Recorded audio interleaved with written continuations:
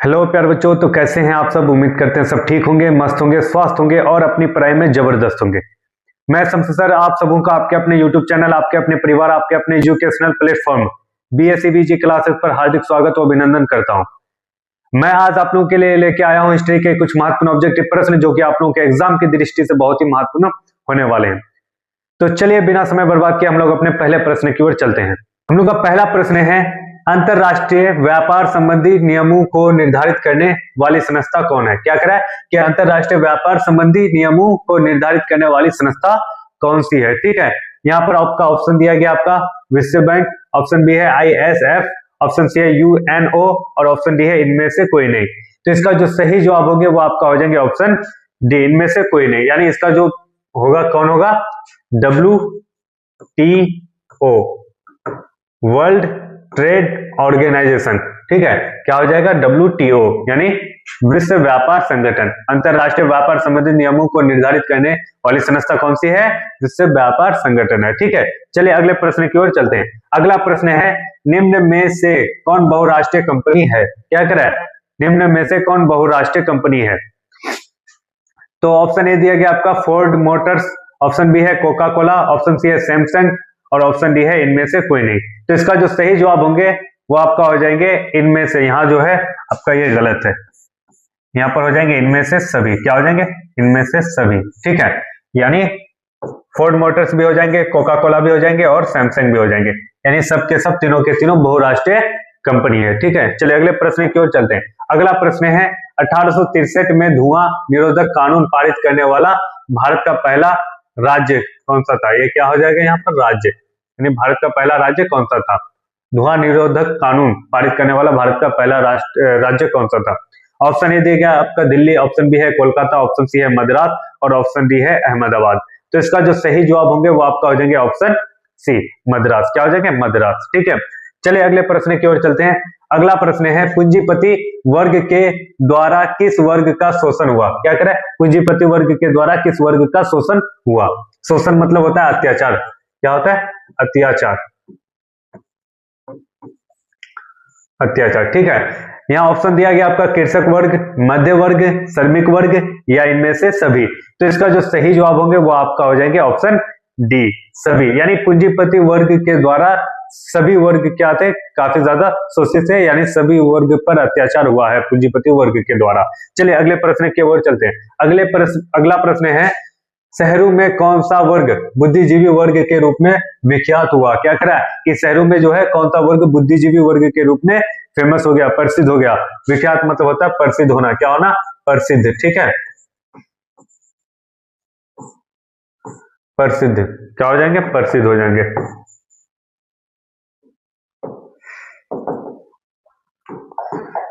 ठीक है,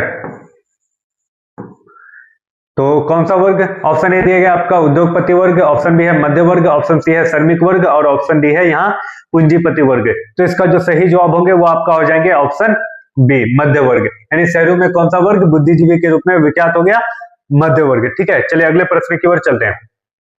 अगला प्रश्न है, नगरों में किस अवधारणा पर बल दिया गया। क्या कह रहा है कि नगरों में किस अवधारणा पर बल दिया गया। अवधारणा बोले तो सिद्धांत। ठीक है, किस सिद्धांत पर बल दिया गया। ऑप्शन ए दिया गया आपका व्यक्तिवादी, सामुदायिक, स्त्रियों की स्वतंत्रता या सांप्रदायिकता।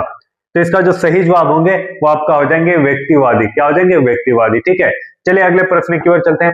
अगला प्रश्न है, नई आर्थिक नीति में किसे सम्मिलित किया गया। क्या करें, नई आर्थिक नीति में किसे सम्मिलित किया गया।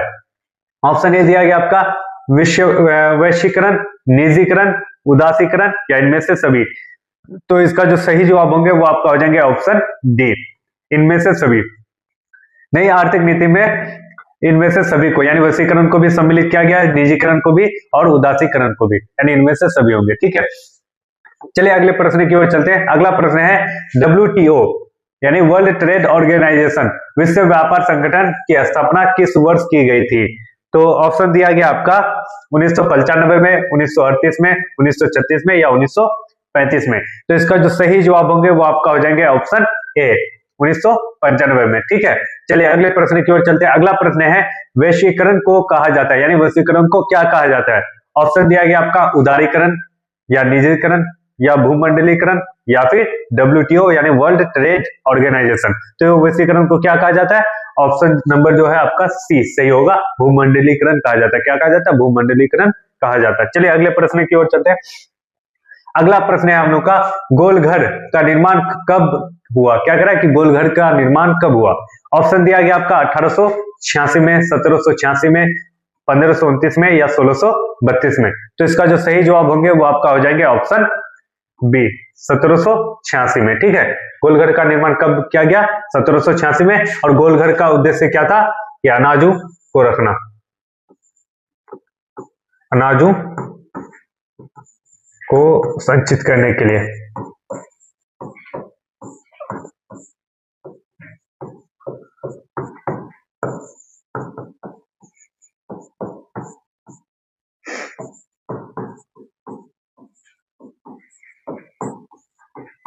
बनवाया गया था। ठीक है, कहां पर? पटना में। कहां पर? पटना में।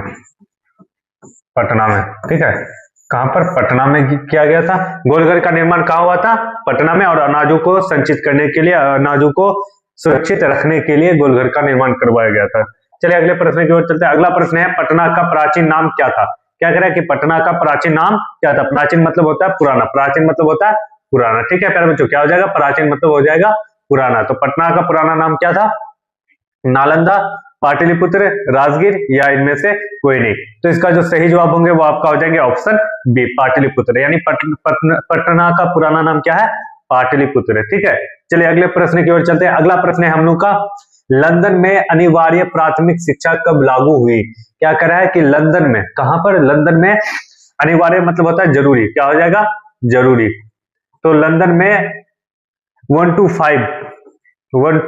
5 तक की शिक्षा कब जरूरी है? यानी ये जो लागू किया गया कब? यानी कि हर बच्चों को 1 से लेकर के 5 क्लास तक की शिक्षा देना जरूरी है। ये लागू, ये पारित कब किया गया है? ऑप्शन ए दिया गया आपका 1870 में, ऑप्शन बी है 1916 में, ऑप्शन सी है 2020 में, ऑप्शन डी है आपका 1326 में। तो इसका जो सही जवाब होंगे वो आपका हो जाएंगे ऑप्शन ए 1830 में। ठीक है, यानी लंदन में अनिवार्य प्राथमिक शिक्षा कब लागू की गई? 1870 में, कि वहां के जितने भी छोटे बच्चे उनको 1 to 5 की शिक्षा दी जानी चाहिए। चलिए अगले प्रश्न की ओर चलते हैं। अगला प्रश्न है, जनसंख्या का घनत्व सबसे अधिक कहाँ होता है? क्या कह रहा है कि जनसंख्या का घनत्व सबसे अधिक कहां पर होता है? क्या ग्राम में, गांव में, कस्बा में, नगर में या महानगर में? तो इसका जो सही जवाब होंगे प्यारे बच्चों वो आपका हो जाएंगे ऑप्शन डी महानगर में। यानी जनसंख्या का घनत्व सबसे अधिक कहां पर होता है? महानगर में। ठीक है, चलिए अगले प्रश्न की ओर चलते हैं। अगला प्रश्न है हम लोग का, निम्न में से सिखों के कौन से गुरु का जन्म पटना में हुआ था? क्या कह रहा है कि सिखों के कौन से गुरु का जन्म पटना में हुआ था? ऑप्शन ए दिया गया आपका पहले, ऑप्शन बी है तीसरे, ऑप्शन सी है आपका 5वें और ऑप्शन डी है आपका 10वें। तो इसका जो सही जवाब होंगे वो आपका हो जाएंगे ऑप्शन डी 10वें गुरु। ठीक है, यानी सिखों के 10वें गुरु, 10वें और वो अंतिम गुरु।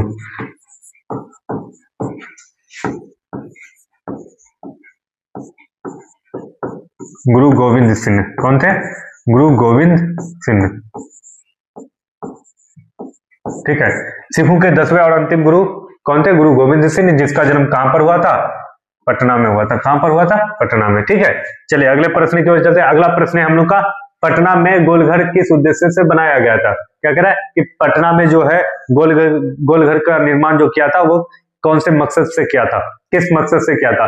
ऑप्शन ए दिया गया आपका अनाज रखने के लिए, ऑप्शन बी है अस्त्र शस्त्र रखने के लिए, ऑप्शन सी है आपका सैनिकों को रहने के लिए और ऑप्शन डी है आपका पूजा करने के लिए। तो इसका जो सही जवाब होंगे वो आपका हो जाएंगे ऑप्शन ए अनाज रखने के लिए गोलघर का निर्माण करवाया गया था पटना में। ठीक है, चलिए अगले प्रश्न की ओर चलते हैं। अगला प्रश्न है हम लोग का, बिहार को पृथक राज्य का दर्जा कब दिया गया? क्या कह रहा है कि बिहार को पृथक राज्य, पृथक मतलब होता है अलग, पृथक मतलब होता है अलग, यानी बिहार को अलग राज्य का दर्जा कब दिया गया?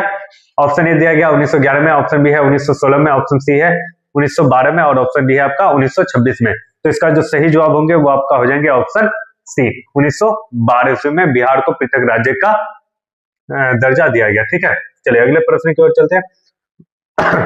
अगला प्रश्न है हम लोग का, आधुनिक शहर सबसे पहले कहां बसना शुरू हुआ था? कह रहा है कि आधुनिक शहर जो बसना शुरू हुआ सबसे पहले कहां पर, यानी कहां सबसे पहले बसना शुरू हुआ? ऑप्शन दिया गया आपका भारत में, ऑप्शन बी है अमेरिका में, ऑप्शन सी है इंग्लैंड में और ऑप्शन डी है जापान में। तो इसका जो सही जवाब होंगे वो आपका हो जाएंगे ऑप्शन सी इंग्लैंड में, यानी आधुनिक शहर सबसे पहले कहां बसना शुरू हुआ?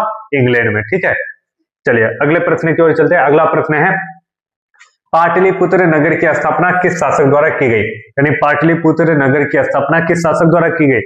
पाटलिपुत्र यानी पटना, पटना को पाटलिपुत्र कहा जाता है। ठीक है, तो इसकी स्थापना किस शासक द्वारा की गई थी?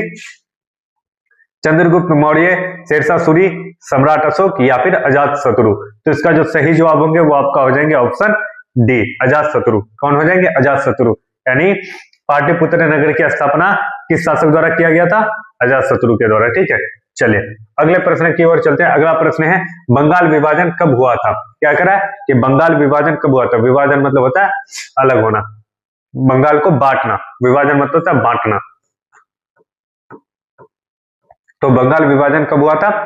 1905 में, 1916 में, 1928 में या फिर 1326 में? तो इसका जो सही जवाब होंगे वो आपका हो जाएंगे ऑप्शन ए 1905 में। बंगाल विभाजन कब हुआ था? 1905 में। और बंगाल विभाजन को कब रद्द किया गया था? 1928 में। कब? 1928 में। ठीक है, 1928 में इसको रद्द कर दिया गया था। चलिए अगले प्रश्न की ओर चलते हैं। अगला प्रश्न है गोलघर का निर्माण कब हुआ था? क्या करें कि गोलघर का निर्माण कब हुआ था? गोलघर कहां पर है? पटना में। कहां पर है? तो कब? 1870 में, 1916 में, 1786 में या फिर 1326 में? तो इसका जो सही जवाब होंगे प्यारे बच्चों वो आपको हो जाएंगे ऑप्शन सी 1786 में। ठीक है, चलिए अगले प्रश्न की ओर चलते हैं। अगला प्रश्न है बिहार का सबसे बड़ा नगर कौन सा है? क्या करें कि बिहार का सबसे बड़ा नगर कौन सा है? ऑप्शन दिया गया आपका पटना, ऑप्शन बी है भागलपुर, ऑप्शन सी है गया और ऑप्शन डी है दरभंगा। ठीक है, तो इसका जो सही जवाब होंगे वो आपका हो जाएंगे ऑप्शन नंबर ए पटना। क्या हो जाएंगे? पटना। बिहार का सबसे बड़ा नगर कौन सा है? पटना है। चलिए अगले प्रश्न की ओर चलते हैं। अगला प्रश्न है डॉक्टर राजेंद्र प्रसाद का जन्म कहां हुआ था? क्या करें कि डॉक्टर राजेंद्र प्रसाद का जन्म कहां हुआ था? ऑप्शन ए दिया गया दिल्ली में, ऑप्शन बी है गुजरात में, ऑप्शन सी है यूपी में और ऑप्शन डी है बिहार में। तो इसका जो सही जवाब होंगे वो आपका हो जाएंगे ऑप्शन डी बिहार में। कहां पर? डॉक्टर राजेंद्र प्रसाद का जन्म कहां हुआ था? बिहार में हुआ था। और ये भारत का सबसे पहला राष्ट्रपति भी था। क्या था? राष्ट्रपति। ठीक है, डॉक्टर राजेंद्र प्रसाद।